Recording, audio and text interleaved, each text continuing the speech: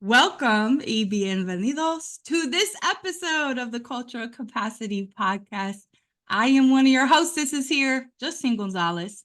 And once a month, the reason we call these episodes Cultural Capacity, you see one of our team's frameworks in the background. That's our Cultural Capacity Framework. We use it with a lot of things we get to do at the Educator AIDE consulting firm here with me and my teammates. So I'm really excited for you all to meet our guests today, because any conversation we have here once a month, we get to not only learn from people's story and who they are, their lived experiences, but we also dive into conversations about culture, communications, and learn from industry professionals who are doing incredibly innovative things. They are thought leaders. And today's guest is no different. You all know, if you've been here for a while, I'd like to start by giving people their flowers. In other words, I notice I'm a very observant person, and I've been that way since I was a kid. But when I interact with people and I meet them, I love the art of conversation. I love the art of getting to know someone. And so we hope that through these interviews, you get to do the same. I've actually gotten the opportunity to interview our guest one other time at a collaborative podcast I did with Blake Nathan, the founder and CEO of Educate Me Foundation, of which I am a board member. You often see that linked in our show notes. But he and I got a chance to interview Jeff, who happens to be not only a leader in education, but also in finance. So this is I'm really excited about this interview, Jeff, because many of our guests, maybe they wouldn't pair those two together. I don't know. But I know that I learn so much from you every time we get to talk. Our paths first crossed probably 5 or 6 years ago. We've both done work in Indianapolis, which we do have a global audience. That's in the center, Midwest of the United States. And so he and I crossed paths there, though neither of us are originally from there. Both of us have done some work there. So I'm excited to introduce our guest. Before I go further, please make sure that you hit subscribe. We are so grateful for you here and for stopping through. And we love to do what we do. We sponsor this through our company, and that is where we're at with it now. But please hit subscribe. It does help us continue to bring phenomenal guests such as Jeff today. And so I would be remiss if I didn't give you your flowers, Jeff. And before you kick off and introduce us to you through your own way of introducing yourself, I want to first point out one of the first conversations I got to have with you years ago. I noticed you had first moved to Indianapolis when we met, and you spoke very much about family. And so that stood out to me because it was very clear your priorities in your professional life were driven by your values of legacy you're creating and your commitment to that legacy and growth for your family, your wife, your children, the decision that you've made to come to Indianapolis and move from New York. And then the second thing would be your vulnerability as a leader. I know some of the work you've done, just a small amount from just the headlines and different things like that. But I know that you have such a footprint, so many places, and you've worked across numerous states, perhaps even countries that I'm unaware of. I don't know. So I'm excited to learn more about you, but I also wanted to commend you and say, I appreciate your vulnerability as a leader and every time we get a chance to catch up. So without further ado, our guest at the Cultural Capacity table today is the Geoffrey FENELUS. Did I say your last name properly? FENELUS, yeah, FENELUS, close though. FENELUS. Okay, thank you. Could be either which way. I prefer to say FENELUS. Okay, got it. I appreciate you taking the time to connect with me, and I'll give you flowers back. I appreciate your authenticity, your ability to listen, and your ability just to show up for people. It means a lot. Quick way to introduce myself. Quick thing, I'll just clean that up a little bit. I'm definitely an educator at Educator's Heart, and I actually wanted to do finance and be an investment banker, but currently I'm actually doing benefit strategy, which still connects to financial institutions and structures as well. But my name is Geoffrey FENELUS. I'm actually originally from Brooklyn, New York, but now I reside in Indianapolis. Just give you a little span of like my brief history, what actually drives me. My mom's an immigrant from Haiti who left Haiti during a dictatorship to come to the United States to ensure that, she can maximize on opportunities she has for herself personally and for her kids. My mom's a genius. She's brilliant, and she loves Haiti. Haiti was a beautiful place, but structural systems in place created things that makes the country seems to be super unstable, but there's rich history there, and my mom's a part of that history as well. And with that being said, though, one of the structures that impacted Haiti and my mother was that a large percentage of the population was illiterate. So once again, my mom's beautiful, brilliant, can do many things, but was not able to read until later on in her life. And when I think about that, that's a guiding post for me, not because my mom's inability, but because of what happens when systems and structures get in the way of people's potential. So for me, what drives me is how do we eradicate, remove, and think about ways that remove barriers that get in the way of people getting a fair shot to reach their potential. So that drives me in everything I do and how I see and think about the world in general. So with that being said, I originally was not going to be an educator. I wanted to be an investment banker. So when I came from a mom that didn't make much money, I wanted to make as much money as possible. I graduated in 2009. The market crashed in 2008, and I had to figure it out because I was a first generation kid. I couldn't figure out anything else but figure out how to make money. I ended up working a political campaign, and through that campaign, I was chairing the education speech to draw people in. And at the point in time, I decided, you know what, I potentially could do this stuff as well, because a leader during that time period was really trying to create a space in which he's trying to reform education, good or bad, but it drew me. I always coached basketball, so I was trying to leverage my experience as being a coach to figure out how to be a teacher. I went to being a special education teacher in the Department of Education of New York City. I moved out of that and we actually worked in a charter organization as a dean, then assistant principal, and then I worked for a community based school in the Red Hook section of Brooklyn. And that's when I actually found my true passion and where we did actually school turnaround / transformation work, which I really, really enjoyed because it really furthered my emphasis on people and potential and removing barriers for that. And lastly, after, we was able to work on collectively transforming that school, we then I was charged to move to Indianapolis, where I was looking to do further work on transformation through policy-driven processes that allowed schools to incubate and partner with the district to do school turnaround. Somehow, some way, COVID-19 happened, things just direction, and ultimately, I ended up launching the school, and then things were going well, but I just thought long term, instead of having a single site school, sustainability wise, and I wanted to think like what's best for the kids long term. So I decided to merge that school with a larger institution. And then I kind of just pivoted away from doing direct work with schools. Currently, and for a long time, I've always did my own education consultancy, just around school turnaround, school transformation, strategic coaching for CEOs, superintendents, executive directors, principals, to make sure that I help hold them accountable to their vision and goals for what they want to see as relates to outcomes for students. I am a proud disciple of Dr. Anthony Muhammad around school transformation. We bonded over this, you all. This was a bond because we both have turnaround background. I will also say too, I want to point out something you said really quick, so audience hears it again. He did and made a very difficult decision as a school leader to do what was best for children. So I just want to point that out because that's my heart and soul. And I know you and I connected so much about culture and passion too. So back to you. Sorry, just wanted to make sure that everybody peeped that. And I say it's what I thought was best for children. You know what I mean? Yeah. And I think that's really important. And I think that's something that anyone would ever want to talk about. I love having conversations around that any point in time. But I think ultimately what it led to me to do is actually do some more deeper dives. I've been working in education, and I've been honestly working really hard for 10 years as a principal, as an executive director, as a founder. I've always taught every single year when I led a school. So I was tired. Same. Tired. And then at that point in time, I was like, what can I do differently that can still have impact with education? Through a policy or measurement that matters to folks that people may not see as a huge point. And one day, a friend of mine who was a former teacher and school principal, whose wife was also a principal, decided to step away from his role as a principal so his wife can continue doing the work. And a couple of years later, we had a conversation as I'm at this, crux, like, what am I going to do next? And he was like, you know what?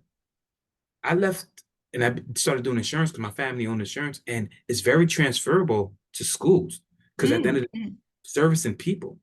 And schools need this because they have to have a broker, but we're not brokers. We are really advisors, and we know schools and we're passionate about it. So it's more than just business as usual. We're constantly thinking about what's best for the kids, but we know it's by the way of the adults.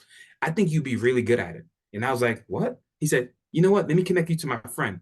And my friend will actually explain this better. And I just want you to listen to him. And I had 2 conversations, and I was left intrigued because the conversation was not even about insurance, employee benefits, or strategy. It was about how do we do right by people Mm, and how to do right by people so collectively so organizations could keep them and retain them so that they can be as productive as possible to move it forward. And then I narrowed, I said, how about if we take that into schools? right, right. Focus on that. I care about schools and I like this. How do I bring this together? And that's what brings me in today, as currently I'm an advisor at NFP, which is a global insurance brokerage firm and I'm leading the work around supporting school districts, K through 12, and even early learning, Yeah. as well as nonprofit organizations and social impact companies connected to education and youth with employee benefits. Mm. Oh, so we might need to set up a separate call. So Possibly. let's go back real quick. So if you're just diving in, or maybe you fast forward, or whatever, wherever you're at in this podcast, we've kicked off. We've heard a little bit about Jeff's story and who he is. And I like to call this part of our podcast, this segment, Cultural Connectors. It's like a rapid fire questions round. And we are actually, you're the first guest that I'm doing this with. I've done some restructuring actually over the past few months. So you're the first person that is getting these questions, Jeff, as Thank you. far as my cultural connectors. And just a little side note, teaching part, if you're listening, when you think about connecting with people, and I actually get these questions a lot, is how do I connect in ways that are relevant to the person I'm speaking with?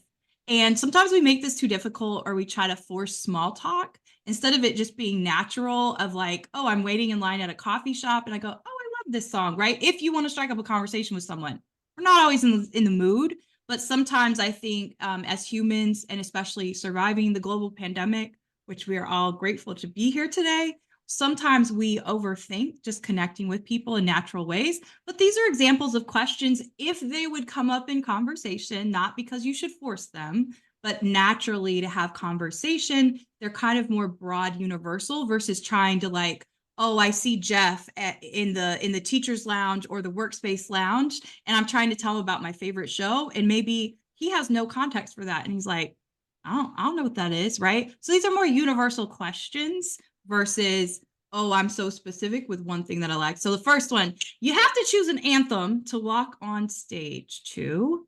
What is going to be your song, Jeff, that you walk out to? Anthem to walk out to. For you, you've been introduced onto a stage. Yeah, I think it would definitely be um it would be a Jay-Z song. And definitely, I'll just say it. Just say Allow me it. to reintroduce myself. Like that'll be my intro. I love it. Okay. We'll Thank watch for it. We'll watch for your TED Talk to come out to that. you. That's my jam. We next question. We all get to transport back in time with you to one of your favorite childhood meals. What are we eating? And give us a little bit of context. You know what? When I was a kid for my birthday, my mom would make this meal. And actually, today is my birthday, and I used to get this meal. What? So yeah, Feliz cumpleaños. Oh, happy birthday, man. I didn't thank even you. know. So my mom would make rice, lima beans, grilled chicken with shrimp in it. And that was like one of my favorite dishes. That sounds good. Delicious. Okay. What's on your bookshelf right now? Give us one or two books that is top of mind for Jeff that you're kind of either browsing through, listening on Audible. It'll give us some recommendations too from a benefits and retention specialist. Well, it's a spectrum. So I still study education, right? And I still do. So one book is IET, by Roxane Gay. Roxane Gay. The other book is I'm reading both of Bettina Love's books, which are Oh, very cool. Um, Time for Change by Dr. Anthony Muhammad. And for a benefits standpoint, there's this great book, and actually the title just slipped my name. Slipped my things. It's called the Price We Pay. We Pay, which I've really heard of that. does a deep dive into like transparency around pay for in like the medical industry, and it's just really Oh, important to know. It's very okay. transparent and very powerful. Okay, thank you. Thank you, sir, for those recommendations. Final, if you had a quote that you think of off the top of your head that drives and inspires you for your life's journey and path, what would it be and why? Difficult takes a day, impossible takes a week. I mean, difficult takes a day, impossible. Was it? I apologize. I can't remember it. Jay-Z thing. I don't know. So this Jay-Z quote that he Okay. says in Kanye West's Diamonds Are Forever, where he talks about like, Oh, okay. when something's difficult, it takes like a day, and possible takes a week or whatever it is for him. And for me, that's just powerful because it's like it's just really embodies like the pursuit of something, and there's not really challenges when you don't allow things to be challenges, even though they are challenging. The mindset The of mindset of this everything, is yeah. temporary. What I Hmm. have is the present. I might tend to fixate on the past or perhaps over worry about the future. I've heard often, I forget the original content source, but if we dwell on the past, it's more like a psychology, spiritual lens. But if we're fixated with always focusing on the past, it can breed depression and resentment. If we're fixated on always trying to look at the future, it could breed anxiety and over controlling tendencies. And going back to like the classic work of so many great teachers, all we really have is the present. So I love your quote of choice because anything that we're going through is temporary, as we know, and segueing into more of a cultural conversation, especially when it comes to cultural change management and how that pans out in organizations, specifically nonprofits, K-12 districts, K-12 adjacent organizations. So I have a few questions specifically, and in this segment, we go more granular with your areas of expertise, Jeff, and it's the frequently asked questions. So the frequently asked questions to Jeff, and one of these is based off of you and I connected recently, and you gave me this quote, and you said, "Health is a group effort." And of course, me being me, I was like, "Oh, well, that could apply to spiritual health, financial health, like all the things." And it's true because we are more accountable when we have others around us. For whatever reason that may be, sometimes it can be positive, negative, whatever, but often we tend to be more accountable and sometimes motivated when we have group. But that was a powerful quote to me that you stated. I want to know what that means to you as a professional and doing what you do. What does that mean when it comes to organizations taking responsibility for employee benefits and how those are implemented? So I want to start broad with that quote, and then we'll get a little more granular with some specific questions that I think could be helpful to organizations and leaders who see this. Yeah, and I think that's a brilliant question. And I think I'd like to probably show a visual to show you what it looks like or feels like or means. Is that cool with Perfect. you? That wasn't Perfect. jazz hands. That was like symbols. Okay. Yeah, yeah, nah, I was trying to figure that one out. But yeah, I think it's to show you a visual, but like at the end of the day, like health is a group effort. I think at the end of the day, we speak about culture, right? And the reason why it's a health is a group effort is you have to create a mindset and a culture that is really important for just people to be healthy. Research has shown healthy people are just more productive. So from a selfish aspect, if your organization you want to drive outcomes, having your people be healthy is extremely important. But for the human aspect, it's really important. And for financial aspect, like unhealthy people cost a lot of money as well. So healthy community actually is better for everyone else because then the money can go back into helping people do other things.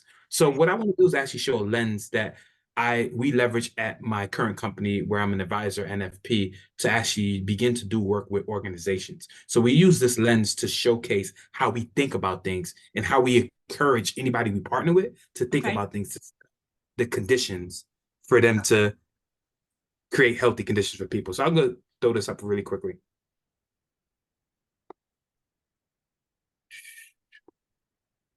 Let me know if you see the screen. It's Can you guys see it? it's coming through and we see it. So perfect. I'm gonna jump in this really quickly. So at NFP, we have something called like the Total Rewards Halos or Halo, or I say like a Total Reward Lens. And it's a model for evaluating what's important to employees and the HR platform to support them. So you think about your people. So when you think about having a Total Reward Lens, first, if you look at the peripheral, right, the Mm-hmm. first thing you have to do is what's in my locus and control as an organization? What is Right. my organization design factors? That means what is your mission? What is your vision? What is your values? What are the things that make your organization live and breathe? That's really, really important. When you identify, you really know those, how they look like, sound like, and feel like, then you have structures in place that's very clear and transparent to people about what the organization represents. On the other side of the factors, external factors, these are things you actually can't control. You can't control COVID-19, control a recession happening. That's why when things you can't control happen, it's important for you to really dig deep on your organization design factor, because those are things you have in your locus control. Right. Then if you take a look inside, there's different components that's really, really important to organizations. This look pretty for display, like they're all even. It's just for visual aspect. But the reality is different organizations have different things that mean a lot to them. But typically, what they are is compensation, benefits, well-being, leadership effectiveness and support, community impact, work environment and resources, learning and development, and diversity, equity, inclusion, and belonging. As a framework that organization leverage to make sure at the end of the day, these are key things that people really care about. But we traditionally learn, though, two things that matter the most as a foundational standpoint is organization needs to create principles and guiding posts for their compensation and benefits. Why? Because typically people want to know why they get paid for things, what's going on, and how they're going to get paid long term. And it's really important for organizations to be clear and upfront and transparent about that. The second thing is benefits. You need to have guiding principles of what you want for your people when you think about how you're going to create things that are beneficial to them. Right. And once you have a philosophy connects to these two things, it allows you to then figure out these other huge pieces as well. Whether in your organization, the major focus should be community impact, because that's what the people in your environment really, really, truly cares about. Or it's like well-being. What are some other ways people can be well within your organization? Or it, honestly, this is where a lot of things fall short: leadership, effectiveness, and support. Sometimes you can have all the other pieces. You can have great compensation, great benefits, but when your leadership effectiveness and support's not there, people leave you. And then when if you're not engaging me in feedback that's meaningful, the coaching, all those different programs for ongoing learning, all that stuff. Yeah, it don't matter as much to me. And what we notice that when you have all these pieces, and they can vary depending on your district, your school organization, your profit, the most important thing after that is how it's communicated to employees. Right. Communication is everything. And this is research showing this. We can use Dr. Muhammad's work in education. You can use communication guys, but communication, when it's clear, it actually builds trust. So what ends up happening is that a lot of organizations tend to not effectively communicate. And the thing is about that is that sometimes people have great things in these spaces, but it's not communicated effectively to who? The employees. Because at the end of the day, all these pieces conditionally create the employee's experience. So at the center of all the stuff is your employee. And what's really important that I urge organizations to think about is how people are experiencing it. So that's the workplace experience. Yes. So all these pieces feel in place, like how people experience compensation, how people experience benefits, how people experience your organization design factor. That's what matters the most. And we're in a time period where the education sector is battling for talent. We're hurting. Battling for talent. So, and the thing about this too is really important. Usually when it comes to benefits, it's the second biggest budget line in organizations' finances. So when people period, in any industry. Any industry. So when people are not thinking about it and not stewarding it and not creating philosophies and guideposts around it, they leave themselves liable for losing people. And I say this much too. When it goes really, really well, it's because people are actually being strategic and intentional about it. When it doesn't go well, it's because people use it as a check mark. Yes, we have this. Right. And at the end of the day, you have to think about it. In my people, the people that work for my organization, how do they feel about this? How do they see this? And do they actually see this as a beneficial aspect to their life? And that's really, really important. And the reason why this is important to me is being someone that's worked in education and led organizations, I've sacrificed a lot of things as it relates to like the things that I could have needed that could have helped me out become a healthier person in the name of doing right by kids. And I think we start thinking about how can we strategically, intentionally think about our biggest assets, which is our people, because they take care of the kids. That would be transformative. And partnering with people that really have the same alignment, really, really matters. And there's I forget who I said it. It's probably a colleague or someone we actually probably have known or met, both of us at some point. I don't know, but there's somebody who says, um, if you don't feed the teachers, they'll eat the children.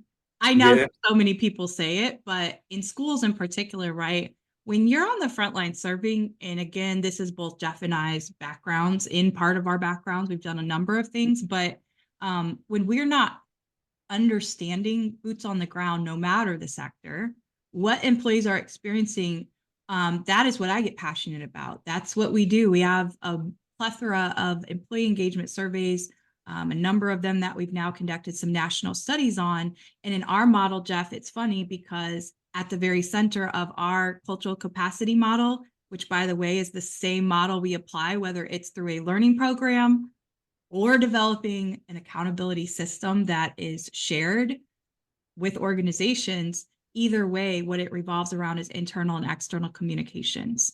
Because whether I am working on improving something just as an individual, I should be engaging these things to really understand how am I growing my capacity. That is why I try to encourage throughout these podcast episodes, especially with guests, if you hear something that you go, oh, well, that's different. Say that you heard Jeff share about his anthem song, right? Or any other guest. And you go, well, I don't really like Jay-Z. He uses curse words. Or whatever your reaction is. I'm making things up because that's actually how practice happens with expanding your capacity of understanding others. Jeff didn't say, oh, you all should have this as your favorite song. No, I asked him, what is your anthem? Why? Because it told me something more about who he is and what he values, period. Yeah. And Hey, also, if I were to throw a party for him for his birthday, no, okay. So I say that because I 100% agree. Like, we often skip the step of communicating, whether it's spending time to reflect within ourselves as leaders, that's also communicating with self and actually pausing, or whether it's being intentional about how we educate about benefits. So that leads me to a little bit more loaded question, but it has to do with cultural change too. And yeah. probably one that a lot of orgs are getting, and a lot of my sweet spot has been the diversity, equity, inclusion, belonging in particular. I Hmm. often find that organizations are still struggling to have a holistic lens. And it's still like well, we hired a chief diversity officer, but now we can't afford that person, or now that's under HR. When organizations, their intent, they really are wanting to do better with how they see the world, how they attract and retain talent, how they engage talent when they're there working with their organization. What's a way that an organization, if they say, look, how do these fit together, Jeff?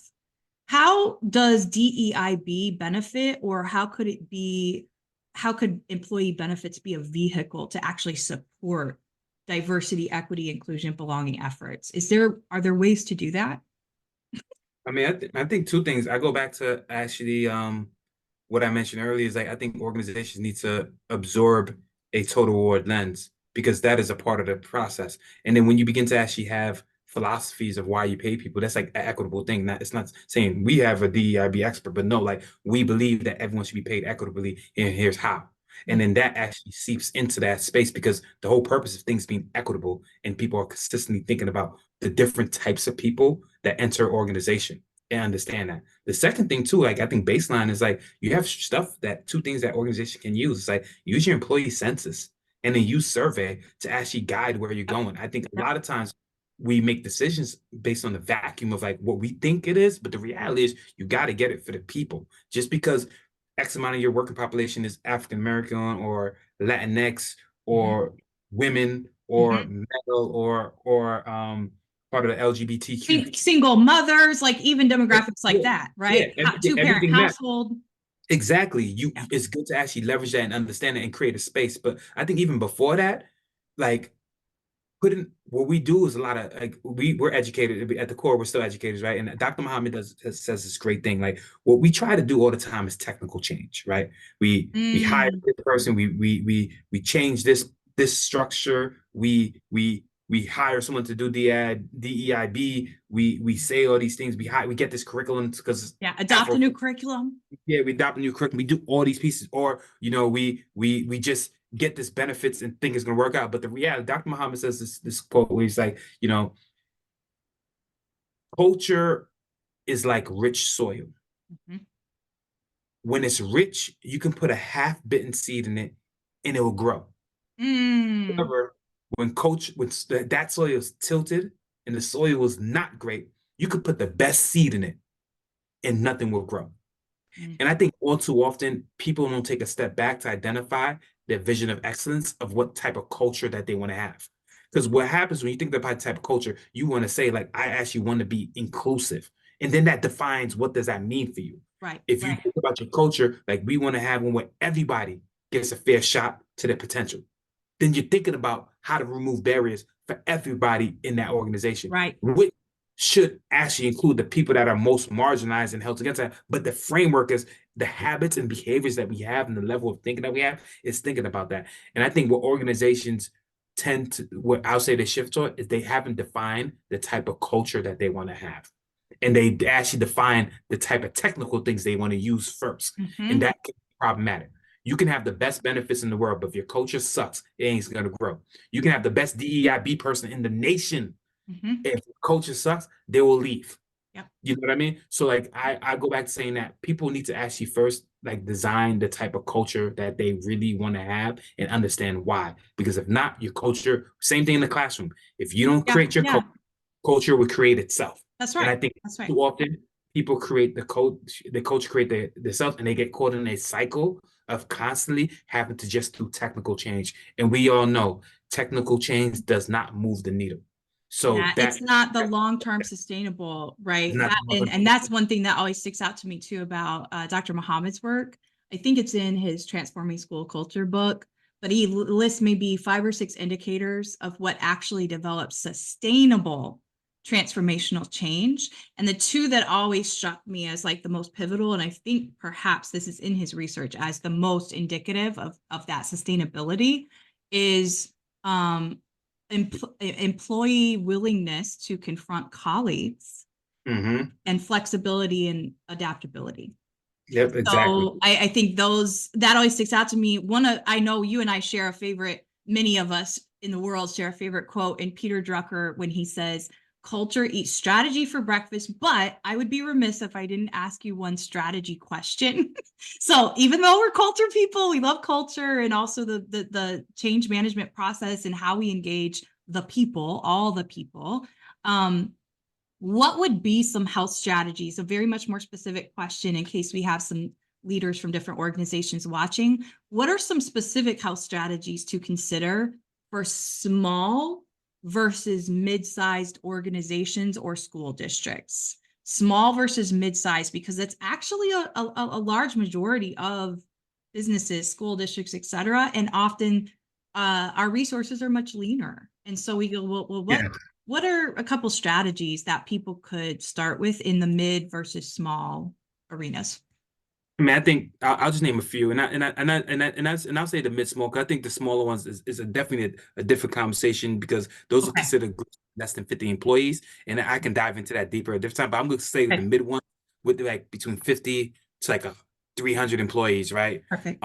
Why it's important. I think the first thing, this goes for both, whether you're small or mid-size, like really define your total award lens. The reason why, and like really define like what it looks like. What is your philosophy? And if that's too strenuous, actually just start off by a baseline saying, like, what is my compensation philosophy? What is my benefits philosophy? Like, what is my Mm, goals?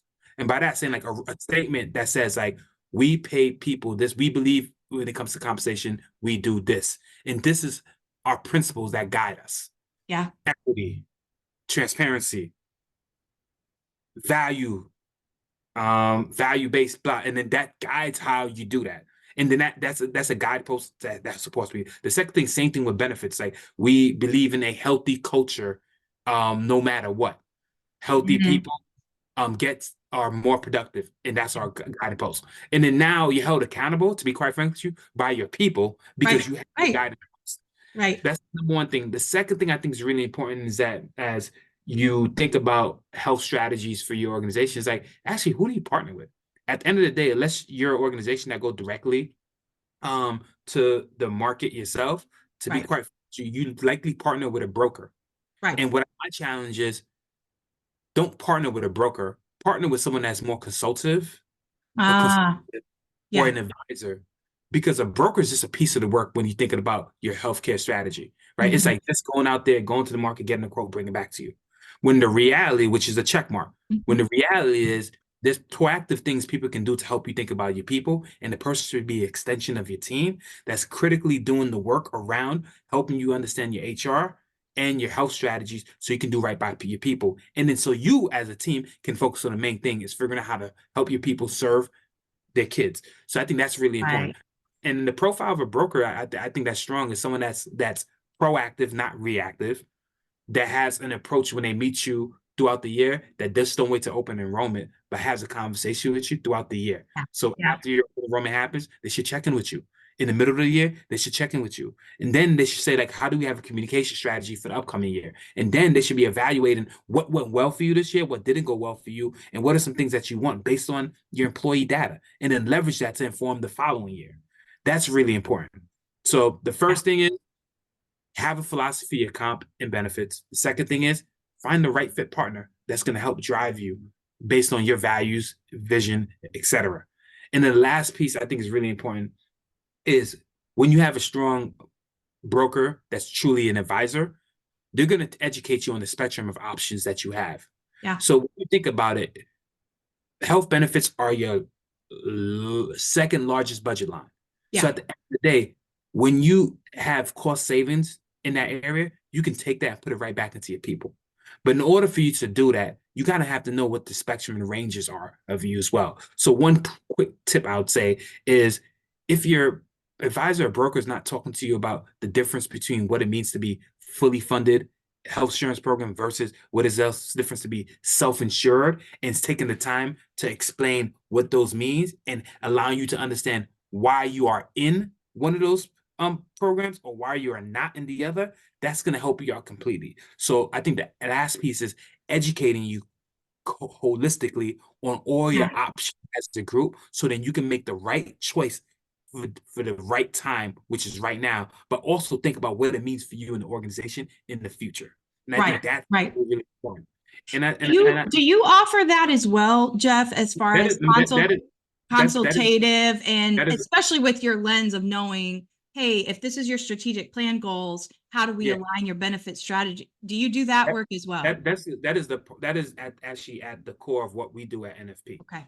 And that's Good. how we see the world. Okay. We don't look at it at the lens of just brokering a deal, brokering Like, here, sign this. This is your yeah, benefits package. yeah.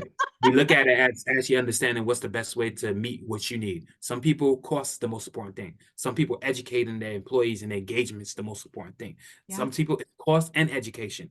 We Yeah. figure out strategic ways to actually understand what you really need and do our best within the confines that you have to really, really match it through a consultative approach. And that's what really matters. So yes, we do that work. And there's some other groups that do similar work that's really Right. good at it. And there's some people that don't do well at it as well. Yeah. But my thing is if you find somebody it needs to be someone that's fully educating you on all your spectrums for today, tomorrow, Yeah. and the day after that. And that's going to give you the spectrum because this is a long game.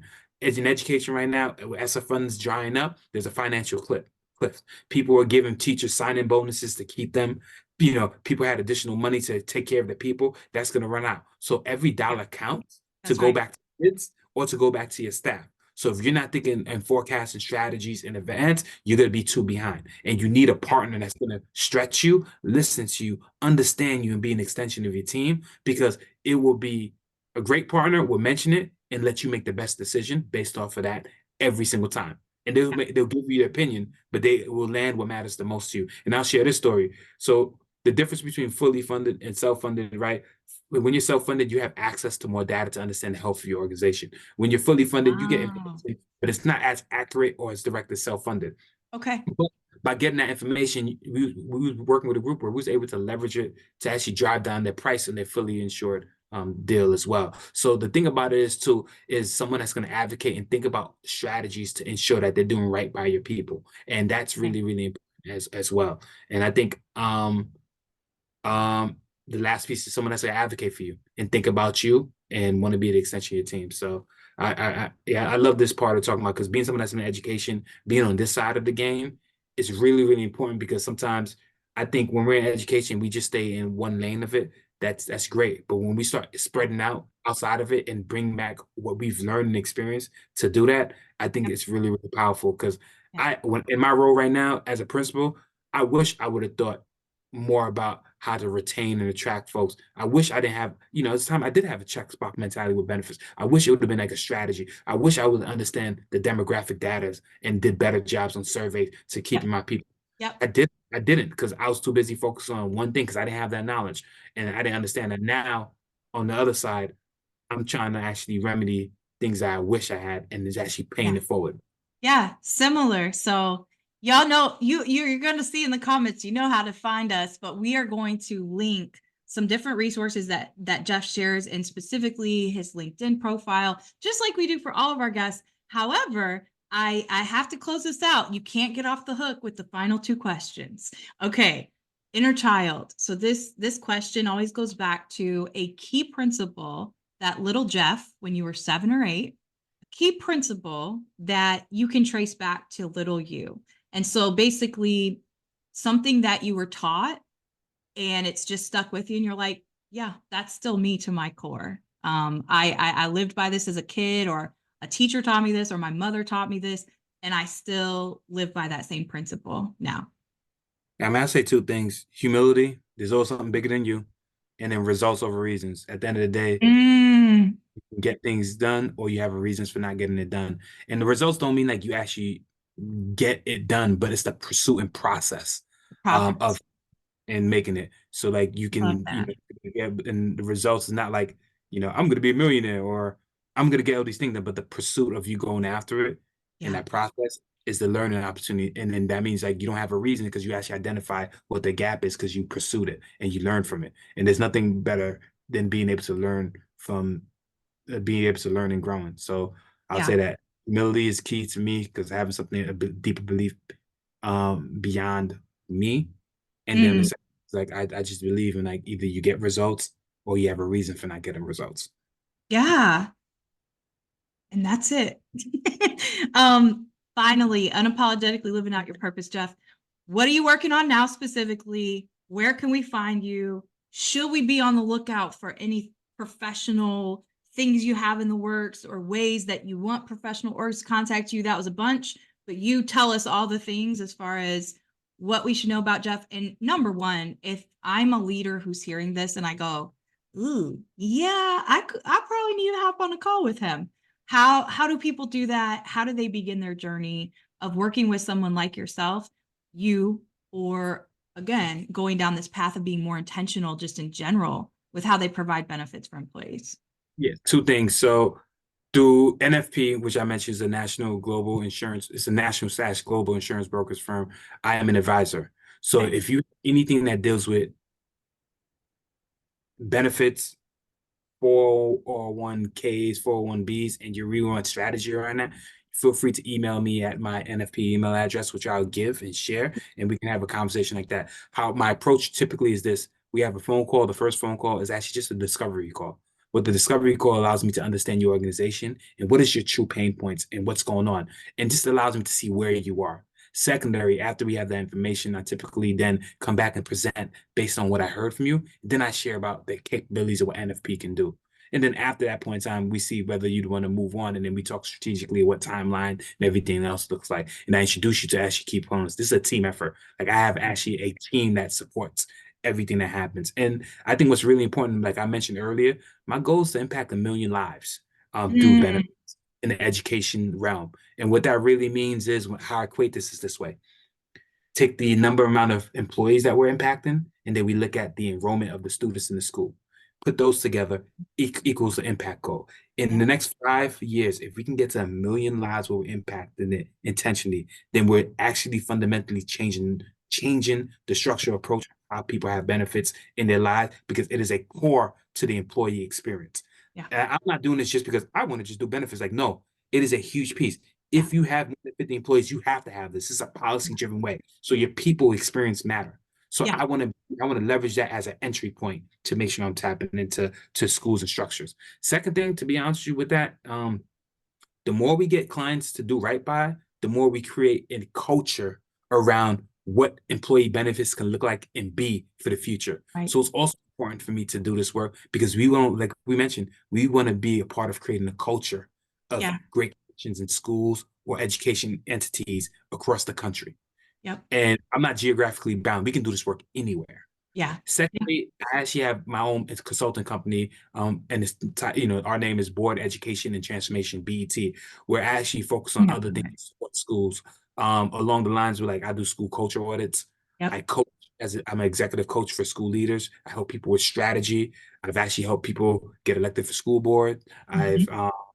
done keynote speeches connected to the instruction, and my strategy around board education and transformation is also connected to Dr. Anthony Muhammad's work, Yes. where I focus we have three-pronged approaches.